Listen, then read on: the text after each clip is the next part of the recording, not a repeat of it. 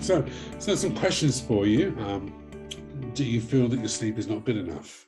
Do you have trouble getting to sleep? And then if you do sleep, do you have trouble staying asleep? Um, do you sometimes wake up feeling exhausted and tired because of poor sleep and feel that your day would be so much better if you could sleep well? Do you find your mood, concentration, and stress levels are affected by non-sleep? And do you constantly then get in a loop of worrying about the effects of poor sleep? So if that's you, you come to the right place, because I'm going to be chatting through all of this as we go on today. And we'll be looking at some of the causes of bad sleep and see if these ring any kind of truth to you. You know, stressful life events, good and bad. I was just telling you a while ago about some of the stressful life events I had quite a while back that caused me to have a disrupted sleep routine. The whole routine around bedtime, the environmental factors, so things about noisy rooms or uncomfortable beds, physical factors that are going to affect our sleep, such as pain, illness, snoring is a big one. If a partner is snoring, our lifestyle, whether kind of it's stimulants we're taking, lack of exercises, light and technology. A lot of us now are going to beds kind of closely attached to our phones and devices. So the blue light that emanates from that, mental health issues can stop us sleeping, various sleep disorders, sleep apnea being one of the most common ones, which is that blockage where you suddenly stop breathing for a few seconds and wake yourself up. I would imagine many of you, having run many sleep sessions around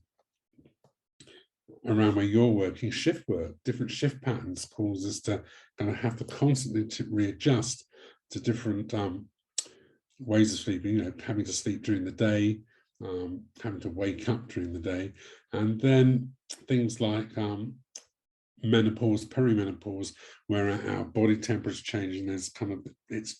There's a lot going on which can interrupt bad sleep. So I wonder if any of those have caused bad sleep for you. So what I wanted to do first of all was give you, because there's only 5 of us, just give you a chance to maybe talk about, put you into a chat room, a little breakout room, to just have a little brainstorm amongst yourselves about what you would like to get out of today's session, and maybe the one thing that you think is the one thing you're most worried about with regard to your own sleep. So what you'd like to get out of today's session, and just have a chat about maybe what some sleep issues you have. So I'm going to stop my screen share now. I'll be on full screen, and I can find I can't find the chat room. It's gone. Chat, there it is. No, that's gone as well. I can't do that for them. I'll have to find that in a moment, because where's it gone on my screen? Breakout rooms. It suddenly vanished. Maybe we can't do it on a webinar. Never mind, there's only 5 of us. We don't need. So I just want to talk through for a moment some information about sleep, so we know what it is, why it's important, and some little facts around it, which may put into a closer perspective some of the things that happen to you. So first of all, sleep is an essential function that allows our mind and bodies to recharge, hopefully leaving us refreshed and alert when we wake up. And healthy sleep also helps the body remain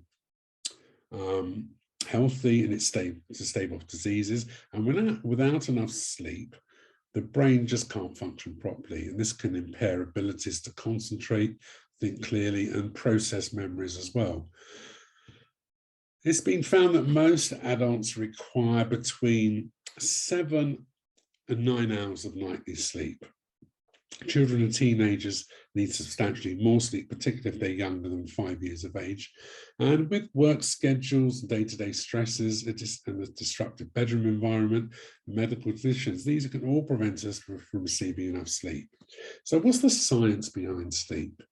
Well, we have an internal body clock that regulates our sleep cycles, and it controls when you feel tired and are ready for bed, or refreshed and alert. And this clock operates on a 24-hour cycle. and it's known as the circadian rhythm. And after waking up from sleep, you'll become increasingly tired throughout the day until it comes back to sleep time again. And the interesting thing is that we all have different circadian rhythms. And you can actually go online and kind of do little tests for your own circadian rhythm, which will tell you optimum times for you to go to sleep and wake up and when you're most alert. Because once you know that, you're able to adapt your own lives to adapt this to your own lifestyle. And this sleep drive, also known as sleep-wake homeostasis, it can be linked to adenosine, which is an organic compound produced in the brain. And adenosine levels increase throughout the day as you become more and more tired, and then the body breaks these down during the sleep. And light is one of the big influences on the circadian rhythm. And the brain contains, a bunch of nerve cells known as the hypothalamus, and a cluster of cells in the hypothalamus called the suprachiasmatic nucleus. And that processes signals when the eyes are exposed to natural or artificial light. And these signals help our brain determine whether it's day or night. And as natural light disappears in the evening, the body releases melatonin, a hormone which induces drowsiness. And when the sun rises in the evening, the body releases hormones known as cortisol that promote energy and alertness. Sorry, that's in the morning. And we have various stages of sleep, and I want to talk you through those. And I'm going to share my screen for that, but I just want to find the right slide first of all. Where are we? Where's my Zoom? I've lost you lot now. There we go. So I just want to share my screen for this one, and it is here. There we go. Let me just put this current slide on. There we go.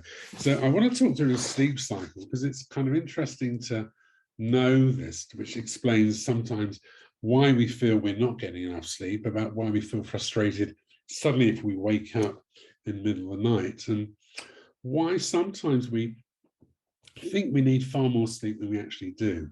So hopefully this may alleviate some worries about kind of waking up in the middle of the night and thinking I'm not getting like 10 or 12 hours sleep. So once we fall out asleep, our bodies follow a sleep cycle divided into 4 main stages. And the first 3 stages are known as kind of the non-rapid eye movement. So we call that NREM, non-rapid eye movement stages. And the final stage is known as rapid eye movement. So you've probably heard of REM, rapid eye movement, but not so much the NREM. So I want to talk through these various stages because they're quite important. So stage 1 NREM 1, this is where we have the transition between being awake and sleep. And it consists of this very light sleep. And this is when we kind of first start dozing off, we get into bed and our muscles relax, as do the brain waves, and which are kind of much more active when you're awake. And this stage typically lasts several minutes. It's that bit where we're beginning to doze off to sleep. And this is the bit where people find it difficult to go to sleep because they can't relax enough to get to this first stage. And we'll talk about improving that later on in this session. Then we move to stage 2. And this is the second stage, NREM2. And both these stages, were a fairly light sleep as well. And if there are any disturbances, we can be quite easily aroused and wake up, such as doors slamming, people chattering, snoring, etc., things like that. So the second NREM stage is characterized by a much deeper sleep as your heart rate and breathing rate continues slowing down or the muscles become more relaxed. And then eye movements cease and your body temperature begins to decrease. And apart from some brief moments of high frequency electrical activity, brain waves also begin to slow down.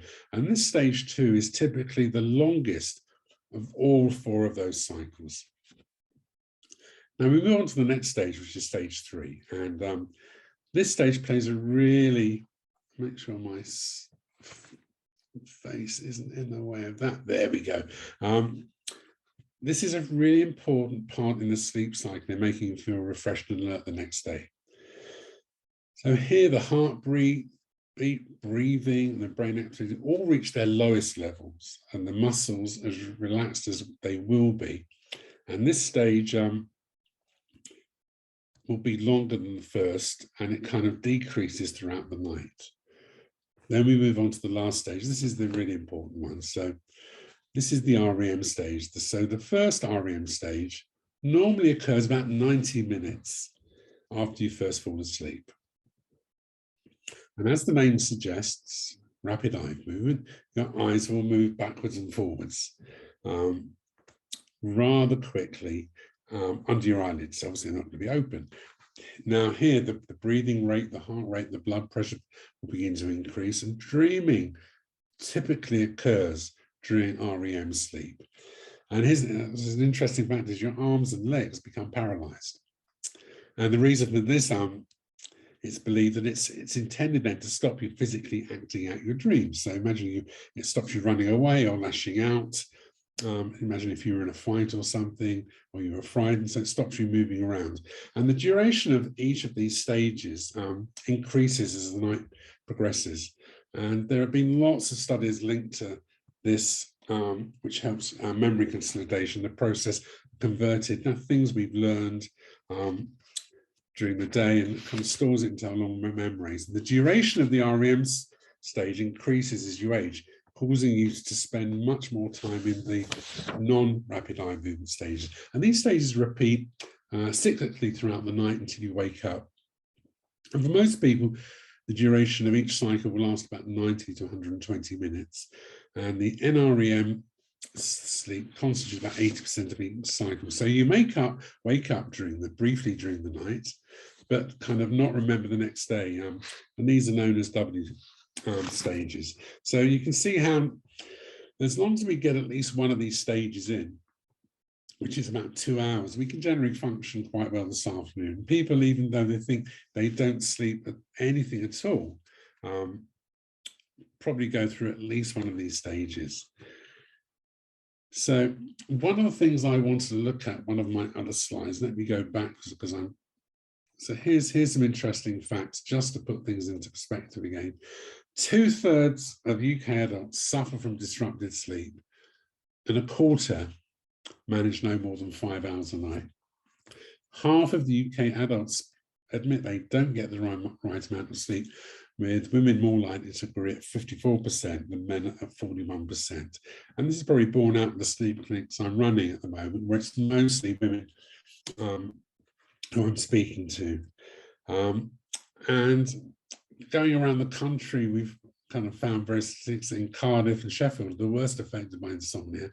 And for most adults, improving sleep is one of the biggest health ambitions for a quarter of UK adults.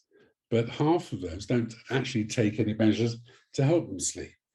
And more than 1 in 10 people who have sleeping problems are taking tablets or drink alcohol to aid sleep. So you're not alone if you are kind of waking up or having any of these kind of feelings or disruptions, because we spend almost 1/3 of our life asleep, and along with eating, drinking, and breathing, sleeping is one of those pillars of maintaining good mental and physical health.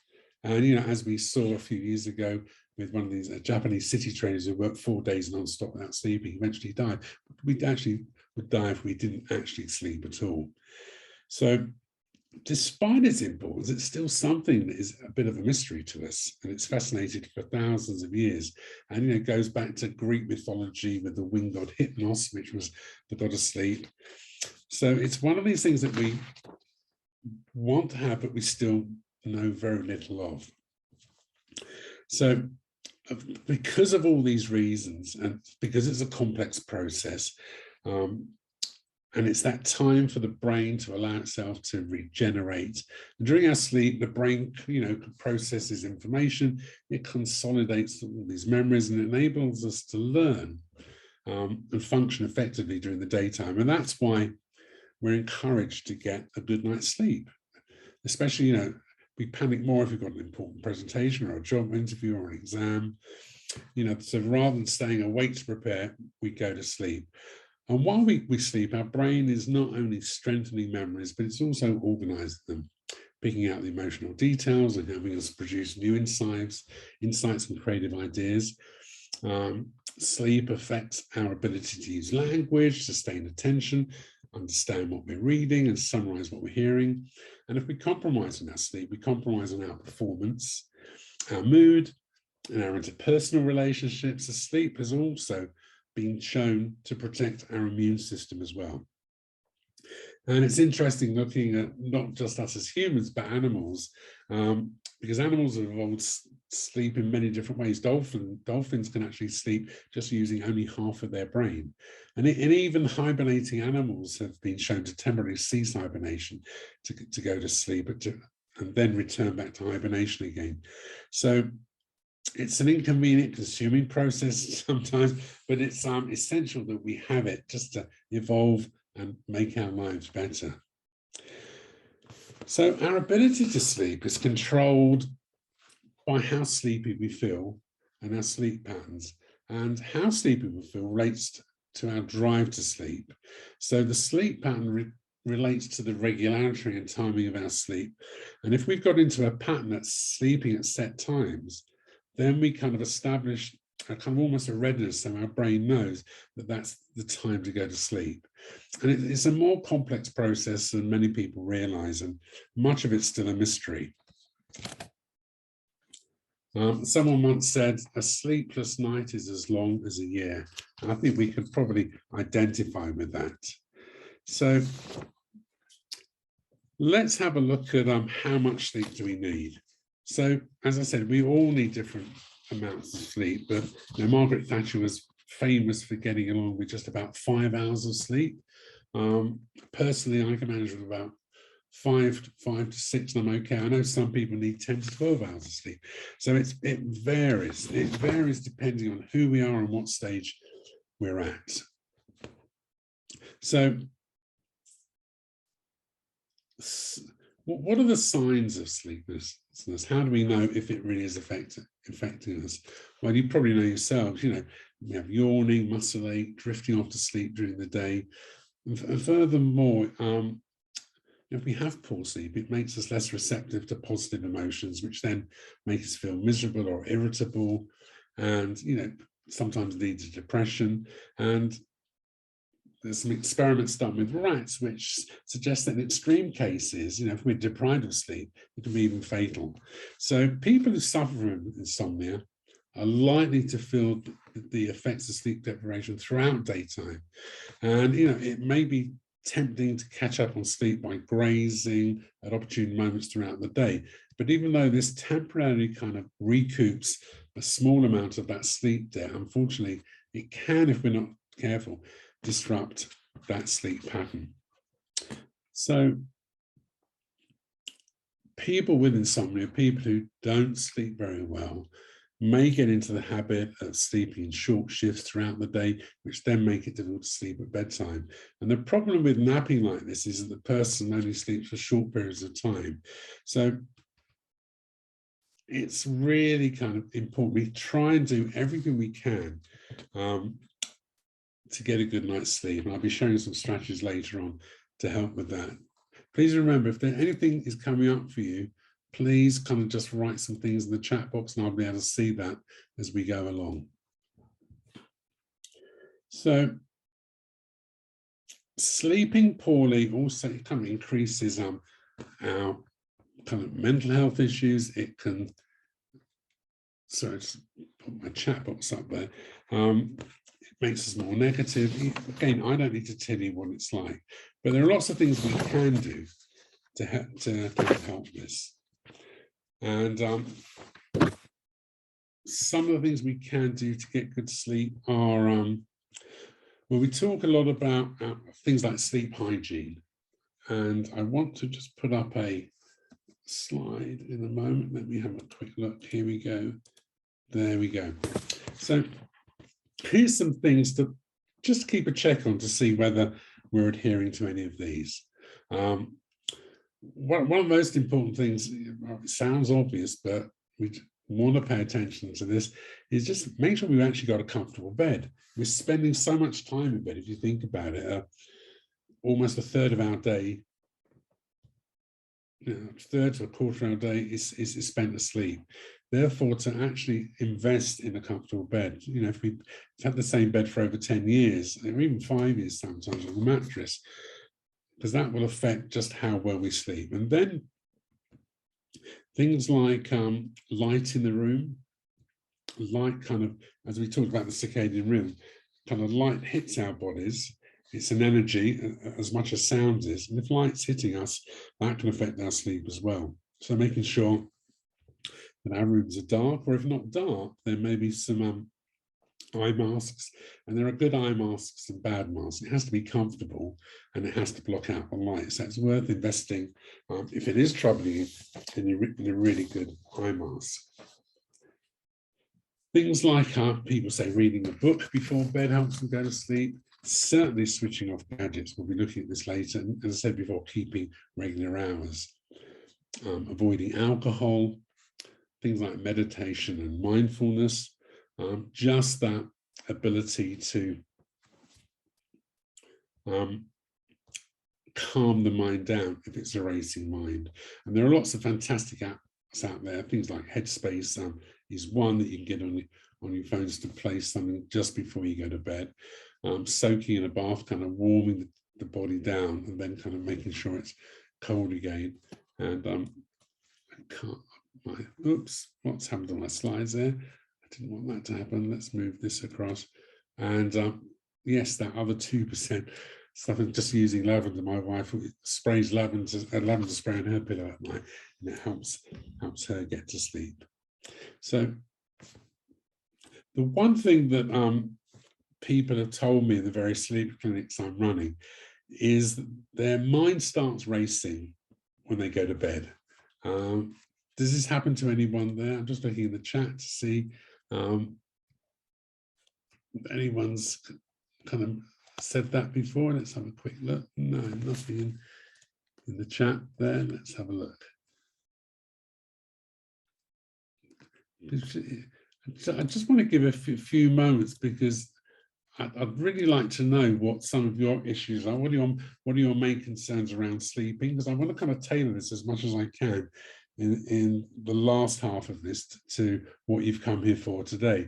So using the chat, just jot down some of your main concerns around sleep, and maybe how much sleep that you're getting a night, whether you feel that's enough.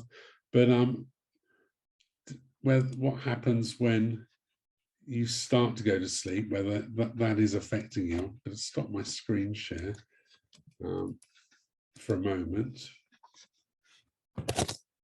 Oh, there we go. Stop share. That's it. So I can see what's happening. I can see the messages just on the right hand side. So here are fantastic. I have trouble switching off and suffer from fear of missing out. What do you fear? What do you fear of missing out? Believe me, because at night time, that's a really interesting one, Karen. Yeah. So this thing of switching off is really, really common.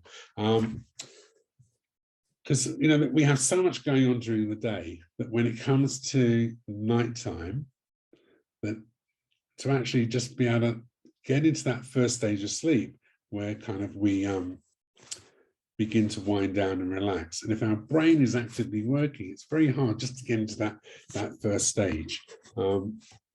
So how do we switch off? Well, one of the things we can do is identifying, especially if we may be worrying, kind of what's causing that worry? Well, what are we thinking about? And one of the things is to get a little book, something like a really cheap A4 pad, and we kind of keep this downstairs, not in the room itself, and write down, oh, fantastic. Someone else has said I've got a large TV where I watch. Sorry, I'm just reading this because I can just imagine.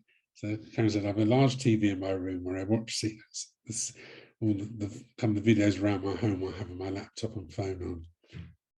You know, that is going to cause you to worry. But I just want to maybe address some of the issues which I hear more. But the problem, just coming back, you just got to turn that stuff off. Because I don't know whether, yeah, things like having a laptop or phone are obviously going to cause problems. So I wanted to give you things about stopping kind of the thoughts before going to bed. So what we need to do first of all is just jot down on some sort of pad everything we're worried about, everything that's going on in our mind, everything we're thinking about the same day, and identify the top things that are on your mind. And it doesn't matter how silly or unlikely these worries are.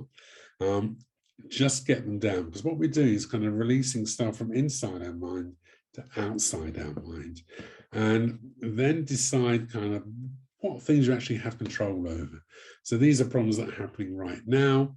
You know, you might have some control over. For example, you know, I'm worried about my job. I'm tired because I didn't sleep well. I'm worried about a presentation tomorrow. And if your problem is that you're tired, then the plan could be, you know, what do I do now to kind of decrease my energy levels? And then dealing with all the what ifs. So the rest of the list is, you know, what if a problem does happen? You know, what would happen? Well, things we would deal with it, because we deal with all the problems we have. And then also to think about everything you're thinking about doing the next day. So all the things you're thinking about doing the next day, because I know quite a few people sometimes just wake up in the night thinking about things they've got to do that day, and worried about they're going to forget them. So if we jot all this down to begin with, then we then don't have to take it to bed with us. So that's kind of one thing to stop some of the sleep anxiety. And some other additional tips that are there are starting from one, you know, something I said earlier, as much as possible, keep your bed and waking times consistent to within 30 minutes. And even at weekends, we should try and do this, because our bodies get used to a rhythm. And if we suddenly go to bed much earlier or much later, then it can affect that rhythm. Now, if we do want to start going to bed earlier, then we just break it down into smaller chunks of time over a period. So I was talking to someone last week that was probably going to bed too early because they would wake up within a couple of hours of going to bed.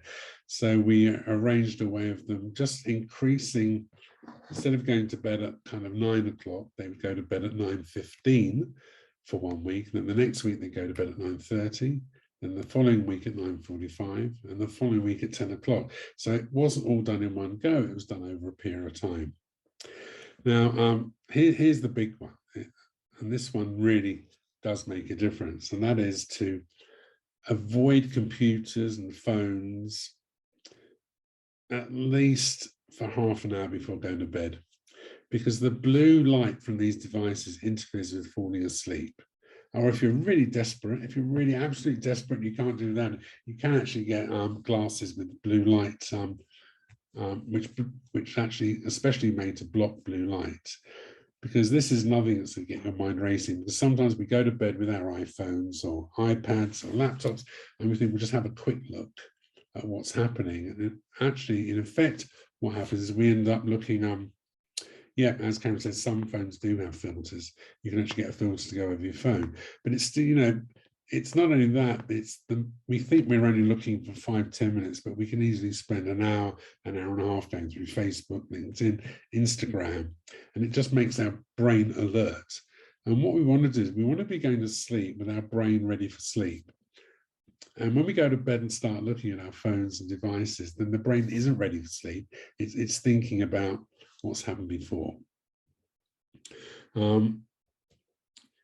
Also, our bedroom should be almost like a sanctuary for sleep. We should identify the bedroom as sleep, not as a place for entertainment and looking at TV and looking at devices. I know it's very difficult to leave those things outside, but just the lighting in our room, to keep kind of the lighting at a really low, comforting level. The noise levels, making sure the curtains do block out all the light. There's also, rituals we can have to prepare ourselves for sleep. And they can also help just get our mind in tune with that. There's also, what we can have is what we call a power down hour. So the power down hour works, so an hour before sleep. And this is especially, if you are having problems, then, someone said if you keep on doing the same old thing, you'll keep on getting the same old results. There are some maybe new things to try out. So we call this the power hour. So we do this an hour before we go. So 20 minutes to get ready for tomorrow. So this is kind of writing down all those things that we're worried about, getting stuff prepared. 20 minutes for kind of sleep hygiene, which is getting rid of all the devices, and then 20 minutes for relaxation where we don't have any devices. Because our heart rate needs to be at or below 60 to fall asleep. So we've got these, so any activities that reduce the heart rate, such as deep breathing, relaxation, meditation, can be really helpful. One method people have found quite useful is a method developed by the Navy SEALs, the specialist regiment in the American Army, the crack division, that kind of equivalent almost to our SAS.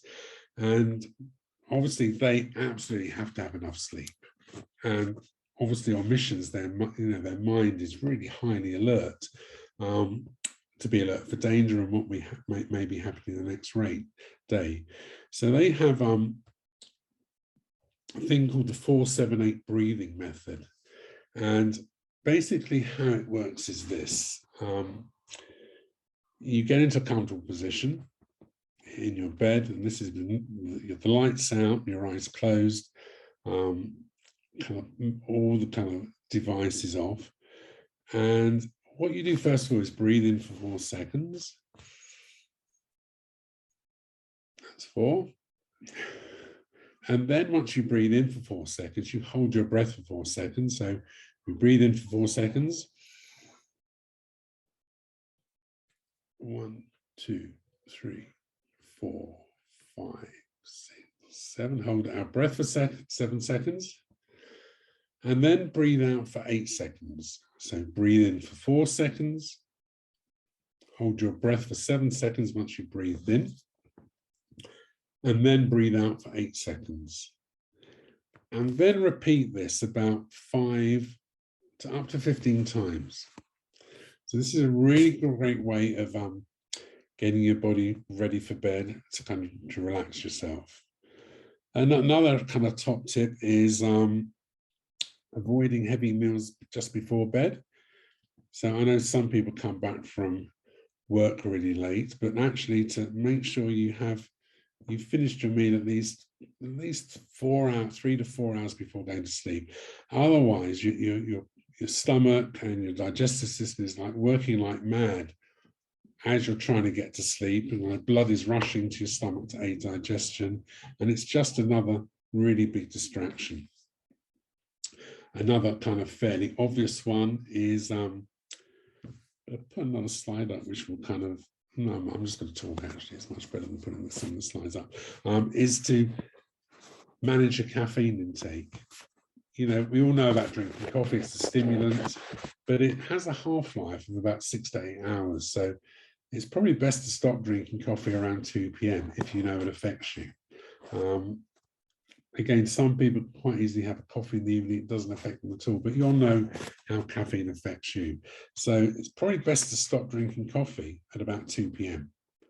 So if you are a coffee drinker and you're not sleeping well, then just see what happens if you stop drinking coffee at 2 p.m.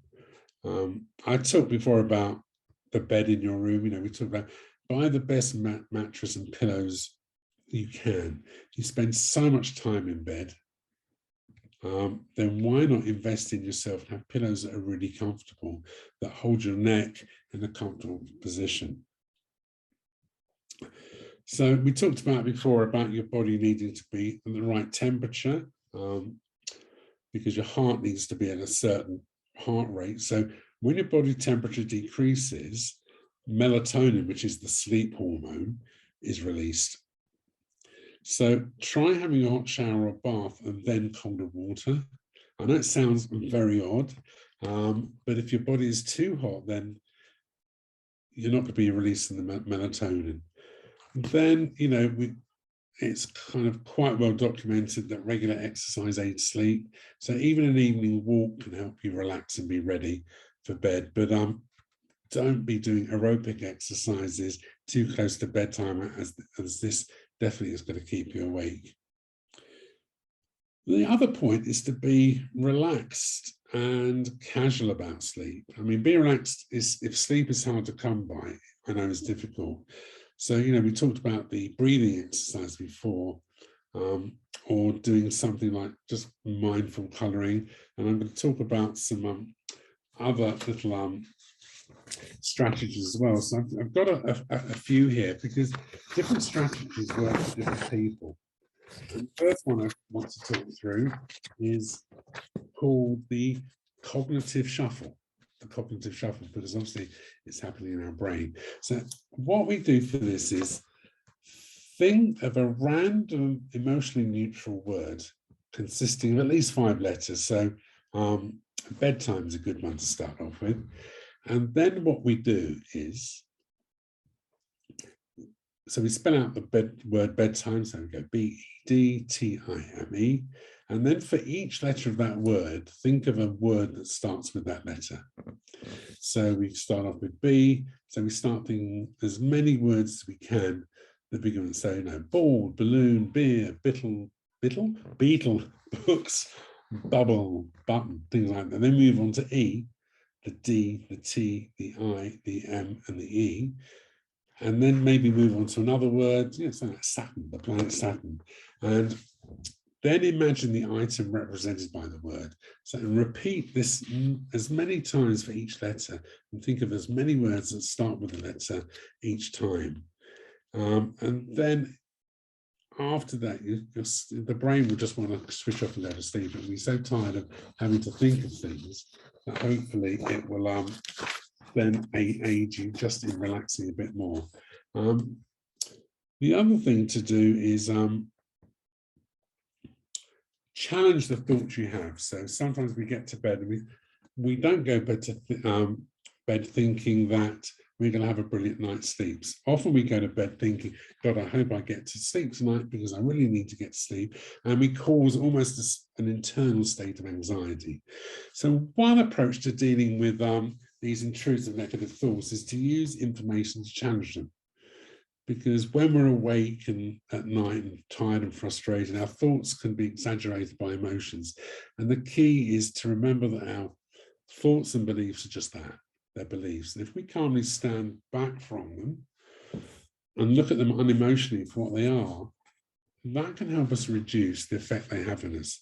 So, for example, we think a thought like, you know, I'm not going to sleep at all tonight, and tomorrow's just going to be a total disaster, and I won't be able to function at all.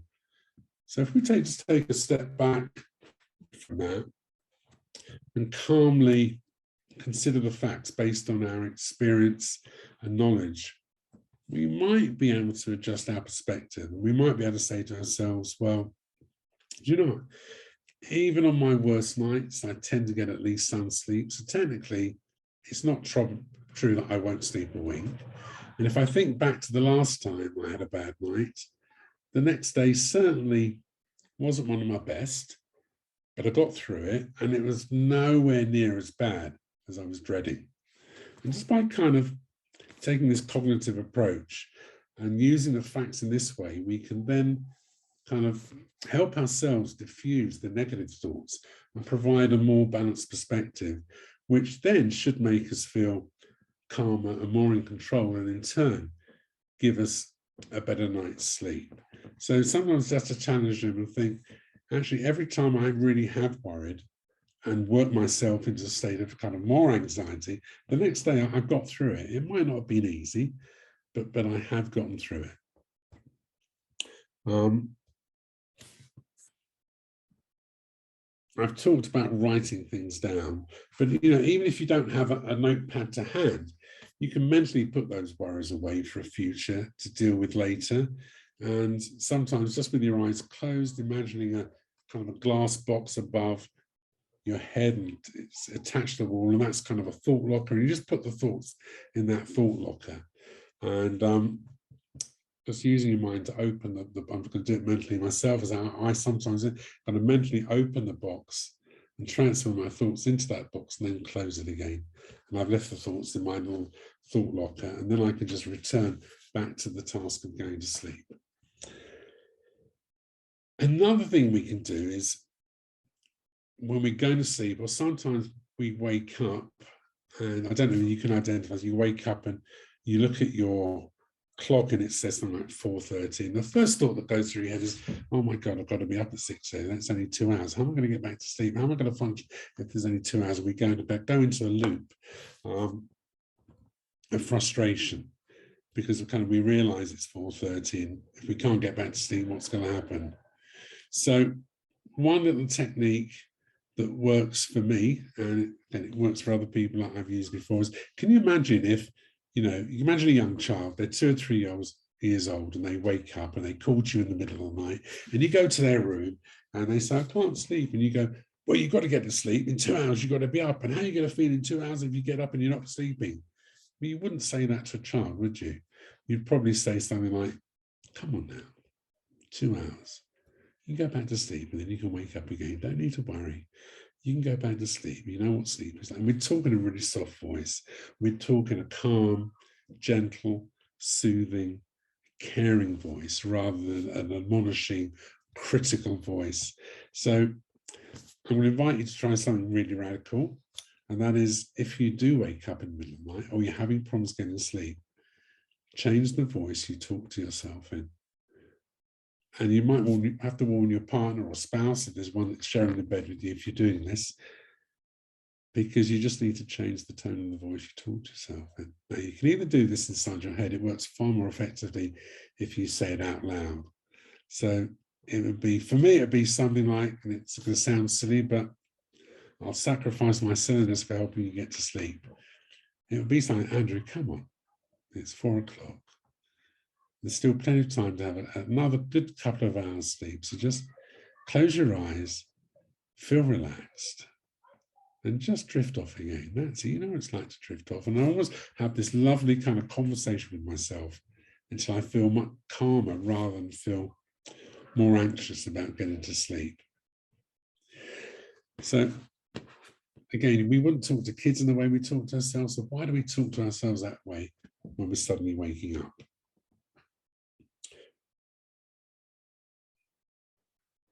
Some people find napping a great way to catch up on poor sleep or give you an extra boost of energy. And napping has been scientifically proven to ease and promote health and well-being. And research from NASA in the States and others show that a 15-minute nap has really kind of broad-ranging benefits in terms of alertness and concentration and creativity.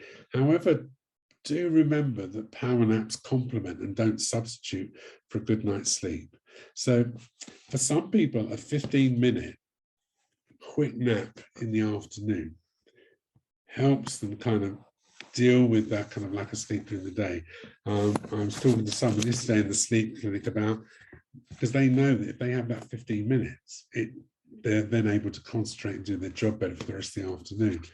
So as part of their development plan, they've spoken to their manager and said, listen, I need to build this 15 minutes in. Now, I don't mind taking it off from my lunch hour, because I very rarely take a lunch hour anyway, but I need 15 minutes in the afternoon just to switch off from everything.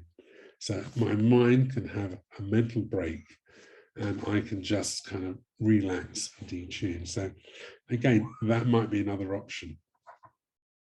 So please kind of write in the chat box, have any of those things kind of resonated with you at all? Anything in there that we've said so far? Please kind of put something in the chat box so I can actually see what's happening there. Any comments you've got, any questions you want to ask, please kind of join in the chat box. I know there's about 5 of you out there, so we can actually Here we go. Let me have a look. Do you have any advice on how to deal with a snoring partner? Oh, gosh, well, it's really tricky, isn't it? Because snoring is going to keep you awake and you're trying to get to sleep. The only thing I've been able to set up is get really good earplugs, because unfortunately, unless it's they want to get it seen to, and sometimes my wife sometimes tells me I'm snoring. I tell her, just give me a nudge, just so I can wake up and do something about it. But snoring can be a real challenge for people. So really the only thing is to do everything you can to block out that sound. There are lots of snoring devices out there. There are sprays, there are mouth guards that can be worn, things around the nose, which might help, but it's very much up to them. And so someone said, I have IV treatment. This causes, yeah. Visits to the loo are one of those things that happen. And again, one of the things is not widely known is that I would say about 40% of the population get up about once or twice during the night.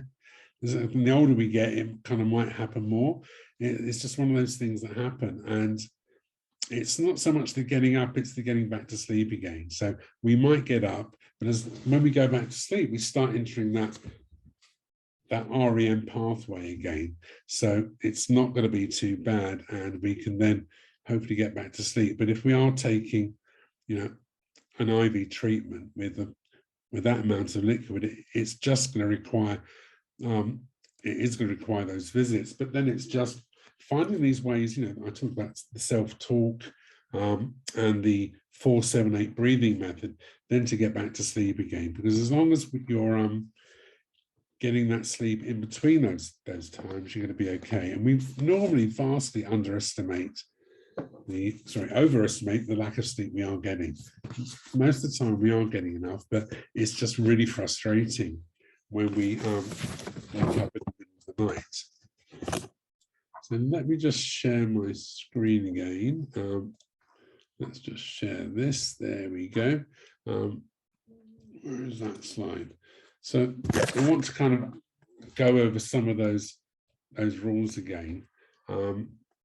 So one of them is to sleep in silence. Well, that doesn't help you whose partner snores, you just mentioned just now, and in the dark. So kind of having that dark room really does help.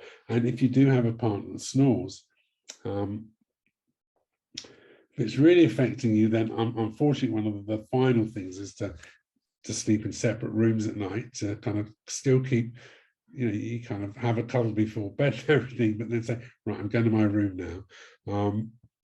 Otherwise it will become just too frustrating. Or try all the various snoring aids that are out there, or invest in some really good earplugs. Rule number 2 is don't eat too much before going to sleep.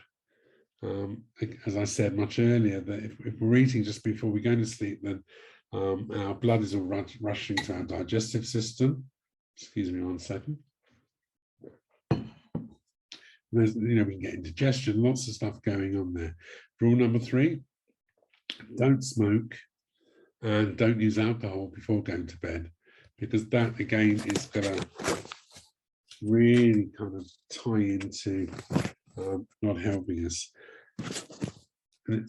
We think alcohol is a help, but again it dehydrates and interferes with that whole sleeping pattern. For some people, taking a walk just before going to bed in the fresh air helps. Give up caffeine and energy drinks. So, please, if caffeine does affect you, don't drink that. We talked about a comfortable bed. We talked about favorable temperature for sleeping. We sleep better in a cold room than a warmer room. So just having a bit of air lowers our body temperature, makes our heart go to a level where it's really good for sleep. Going to bed at the wake and waking up at the same time, I mentioned this right at the very beginning. If our body gets used to kind of particular sleep patterns, and keeping that consistent really helps that. Don't put electrical appliances near your head or bed. Keep your laptops, try and keep, I know it's hard to keep devices outside the room, because it's that looking at devices before going to sleep, which really doesn't help. I stopped watching TV quite a few years ago before, because I knew it wasn't helping me. So we now keep the bedroom just for sleeping. If we associate it with entertainment, with work, with worry, so we go into the bedroom and we don't associate, this is a place for sleep, and that's all this bedroom is for. It's for sleep and it's for relaxing. It's not for bringing our work into the environment, not for kind of checking social media where we're going to compare ourselves with everybody else for the next hour and then wonder why we're worrying going to bed. And the next thing is not to focus on not sleeping, because, you know, our mind will kind of do what we're focusing on. So if we say to ourselves, oh, I'm just not going to get to sleep, all our mind here is not get to sleep, not get to sleep, not get to sleep. And we're almost sending an unconscious command without us even knowing. And as I said before, develop this ritual for going to sleep. So, you know, we have our 20-20-20 of what we do before we go to sleep, and what we do while we're in the room. Because what we don't want to get into this anxiety, insomnia rhythm, where you get stuck into a cycle of worrying that you're not going to get enough sleep, which causes you to stay awake. And it's strange, but this is common in worriers. The more we worry, then the less we're going to get to sleep. So, as I said before, if you are someone that does worry, spend that time before going to bed writing those worries down or putting them in a box.